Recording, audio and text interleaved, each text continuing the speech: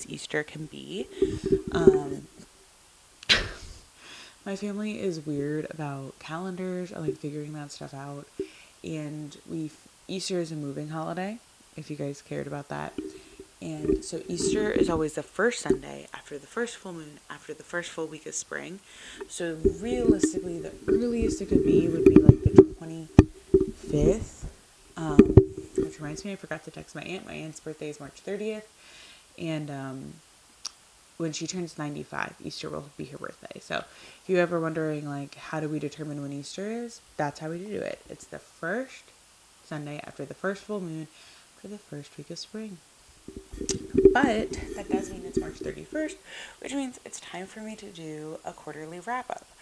I am stealing this idea from Kayla because she does quarterly wrap-ups. She also does monthly wrap-ups, but I cannot commit to doing monthly wrap-up. I can barely commit to posting a video a month. But I've been reading a lot of books that I don't necessarily always slot into videos, and I thought it would be fun to do a quarterly wrap-up of all the books I've read this year so far. So far, I have read 23 books, which is pretty good because I think if you guys recall, I set my reading goal for 37, which was a goal I was pretty sure that I would make. Hold on. So yeah, I picked my reading goal this year as 37 because we moved to Nebraska, and Nebraska was the 37th state, and that seemed like a fun enough arbitrary number. It's not a really cute number, but it is a prime number, which is kind of fun. And so I've read 23 books of that so far. And if you guys follow me on Goodreads, you guys can see which ones they are. I also do have a story graph, which I like a little bit better than Goodreads, but I think it's quicker to update Goodreads, and then I take time, like after the fact, to update Storygraph. But yeah, so I just recently finished Happy Place.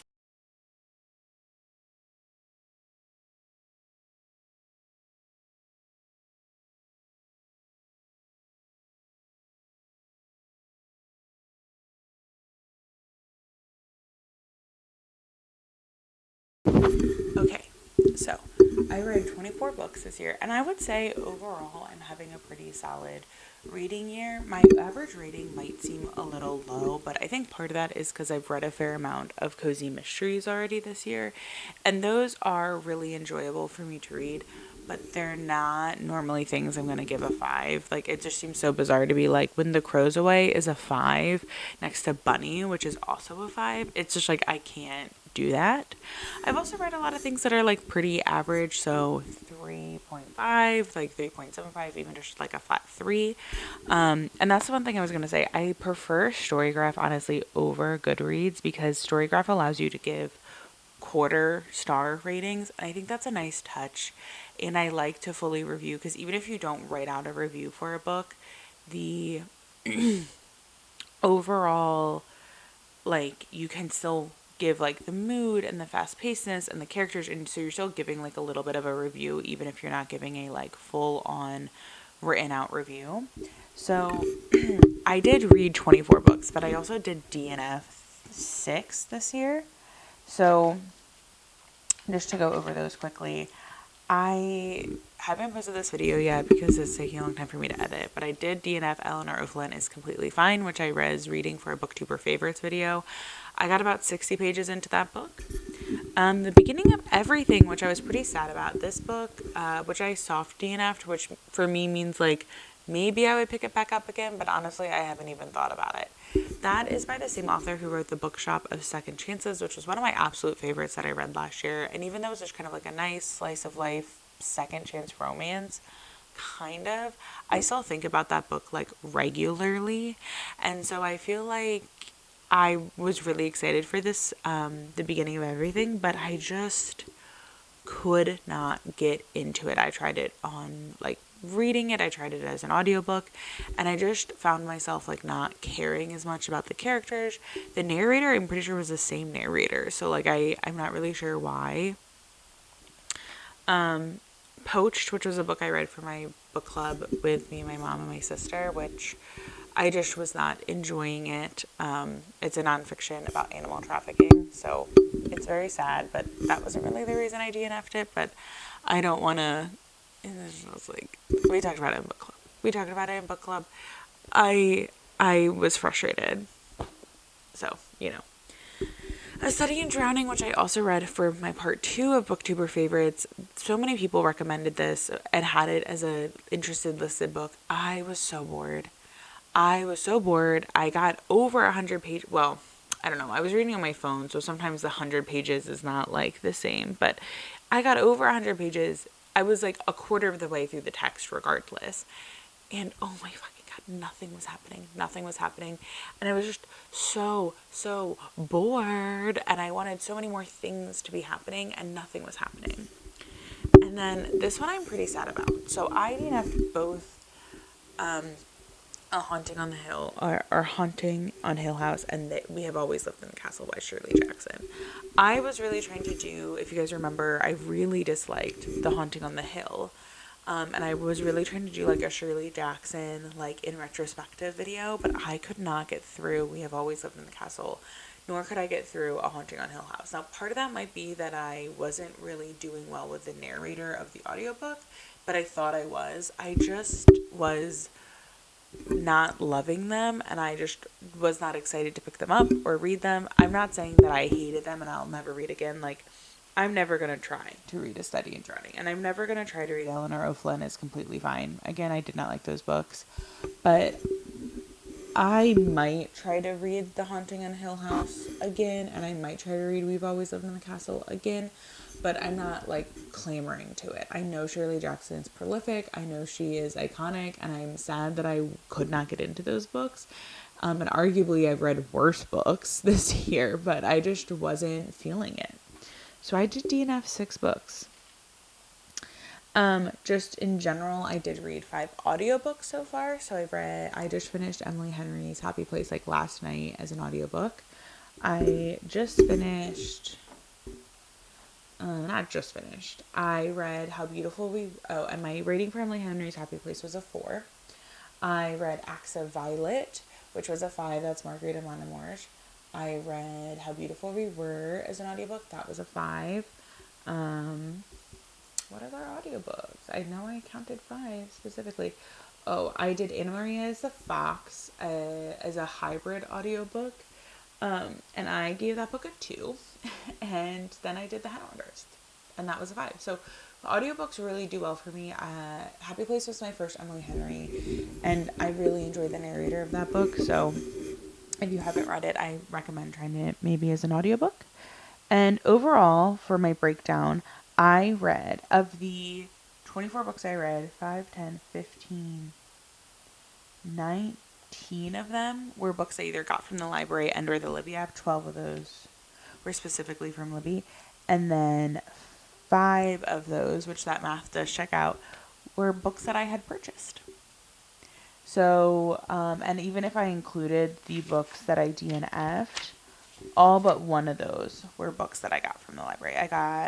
Poach was the only one I purchased, and I purchased that on Thrift Books. And if I looked at my purchase books, almost all of those were used books that I purchased.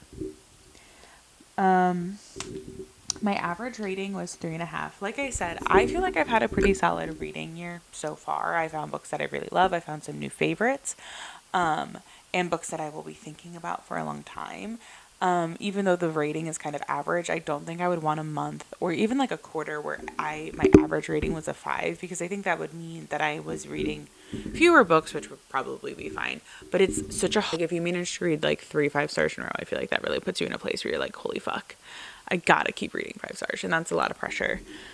So 3.5 is a rating that I'm like pretty happy with. That's like an average rating. I guess I don't know how you would count DNF'd books in there, so I just didn't even count them. And I wanted to go over my new 5 stars with you guys, because even though my average rating is 3.5, I felt like I got some good 5 stars in. So, 6 5 stars. And I think that's a really great amount of 5 stars. And I have a lot of 4s and a lot of high 4s and stuff like that. I even have 3s or books that, like I said, I just enjoyed even though they weren't.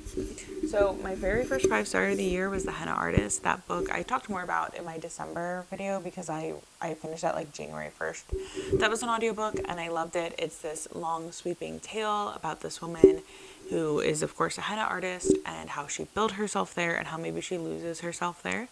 I have taken out the second book in that series, The Secret Keeper of Jaipur.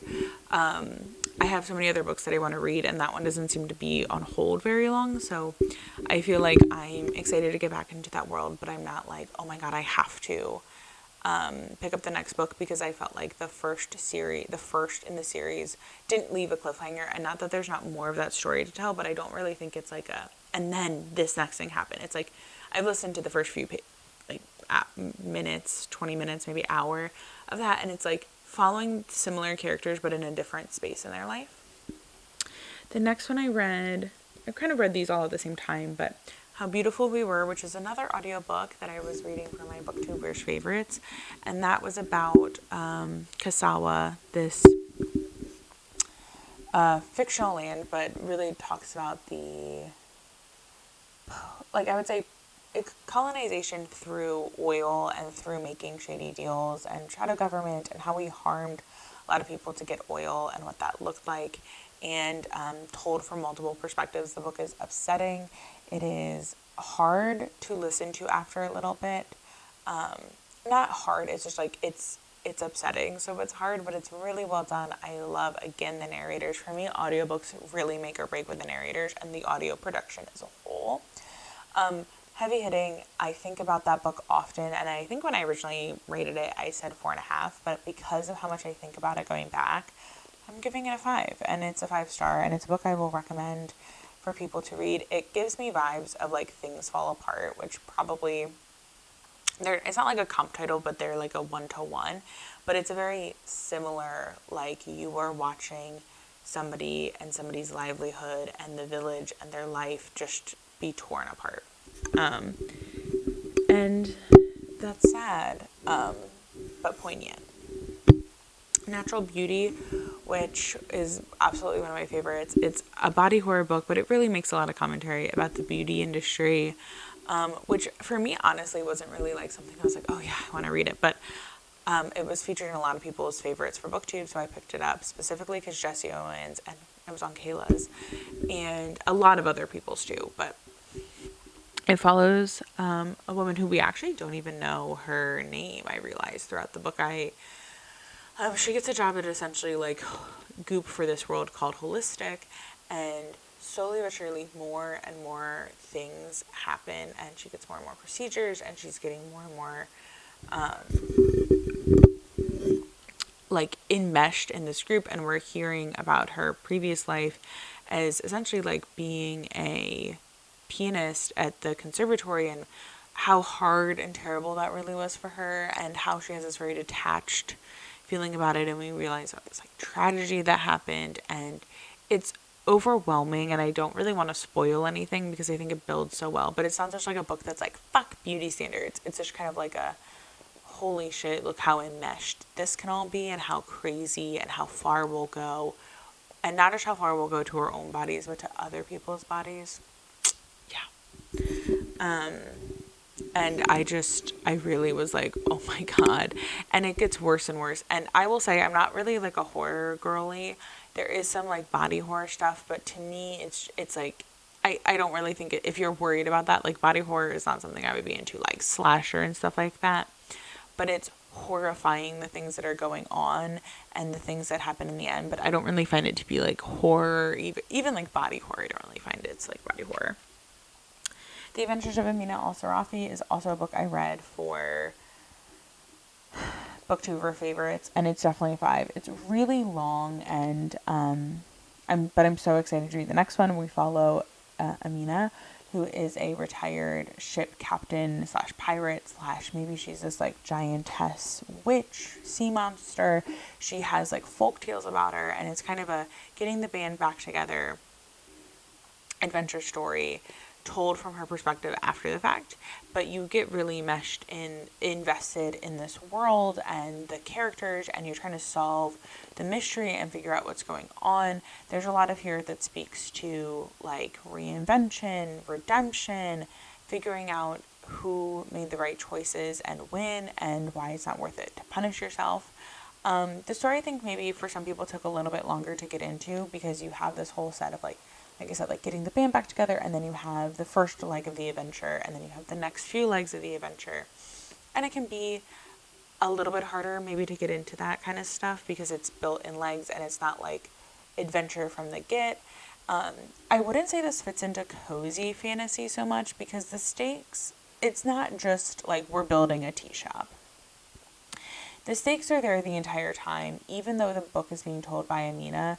I think sometimes people have this idea of like, if my main character can't die, there are no stakes. And it's like, there are so many other characters that you are involved with that for your main character, like one of the major threats the entire time is to her daughter. That's one, the father doesn't know for a variety of reasons, and she is trying to protect and keep from him. So like her daughter is honestly the biggest stake for our character. If she just died, that really honestly wouldn't even feel like such a good payoff.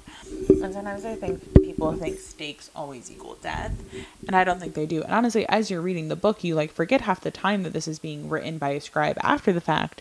So it feels like Amina could die, and if she died, her daughter would be harmed. Like all of that adds up.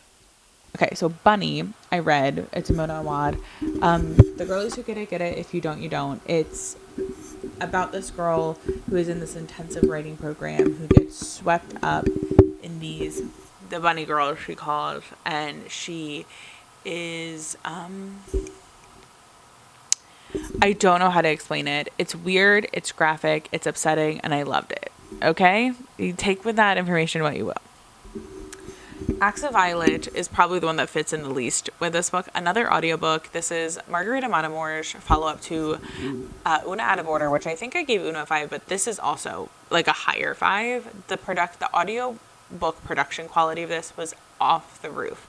This is multimedia in the best sense. I think it really is a book that I would recommend reading the audiobook over doing the actual book, because there's snippets of articles and there's like an entire plot podcast throughout the story, which I think is done so well to let you know that you're listening to something else. They got different music, they have different like narrative style. It's a totally different narrative voice. Plus there's articles, like I said, but then there's also letters from the past being sent back and forth, and there is kind of this kitschy like writing, like a Foley artist and like a writing sound, but I really like it. I think that really works well in an audiobook, especially because you're listening while you're doing other things, and I think that care really transpired through. The book itself is an interesting story. We are following, oh my god, I forgot her name, Violet's sister, essentially, who Violet was this kind of prolific stage artist, magician, and then author and like self-help crook that a lot of people attributed a lot of good qualities to or bad qualities to, who went missing at the time of the story a decade ago, and nobody knows where she is, and she went missing during a big stage performance. And so there's a speculation that she planned it on purpose and she's been on the run. There's speculation that she died.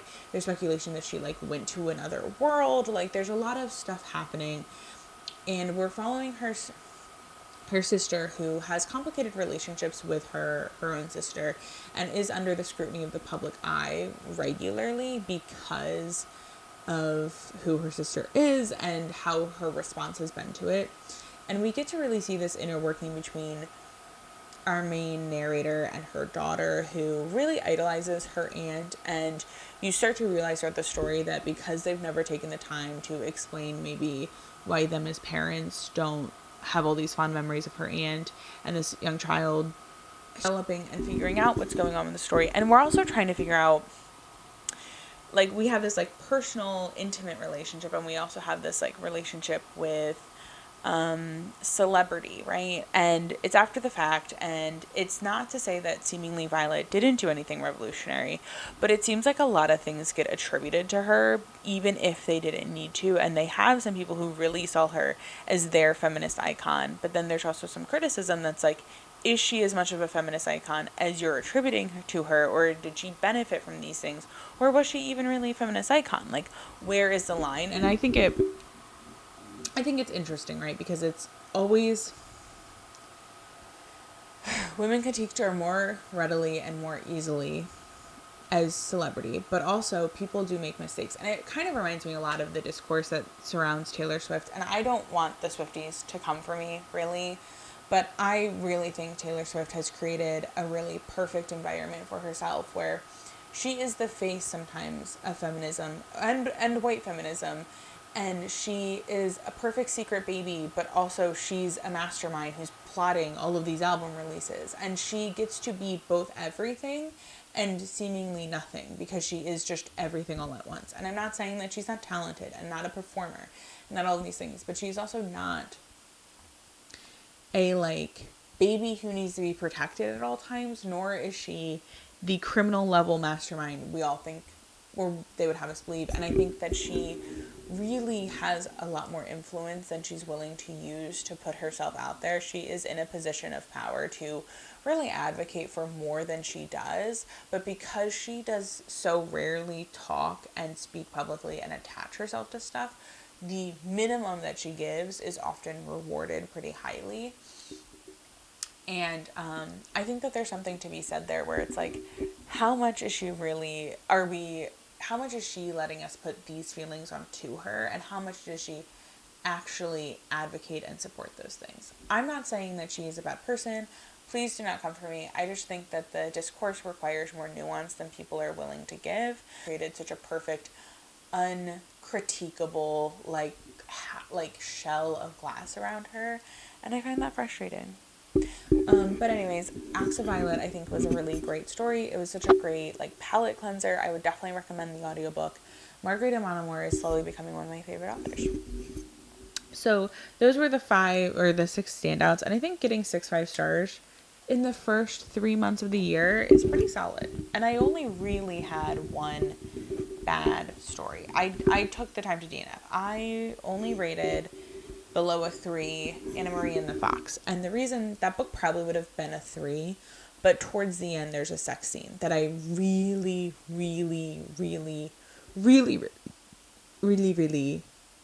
hated, and it ruined it for me, but I still wanted to read the end of the book, but I will not be reading the next in the future. So next I just wanted to talk about some reading goals goals for the next quarter of the year. I have a plan to do this like Nebraska series, so I am going to post that, and I just want to be more consistent about posting. Unfortunately, my booktuber favorites video has taken so much time and effort that one, it probably won't be posted until April now at this point, and it's a 2-part video, so part of it will be April, part of it will be after the other one. And, but yeah, I have this like Omaha book series and or Nebraska video series that I kind of am thinking about posting in 3 parts, and I'm pretty excited for that one. And I just want to read more books, of course, always me, and I just want to be more consistent. And so if there's anything you guys are like, this length of a video or something like that, I can my big goal for the end of the year is to have my Cozy Mystery tier ranking up. This video I think will be my next one out. I think my video. So yeah, see you guys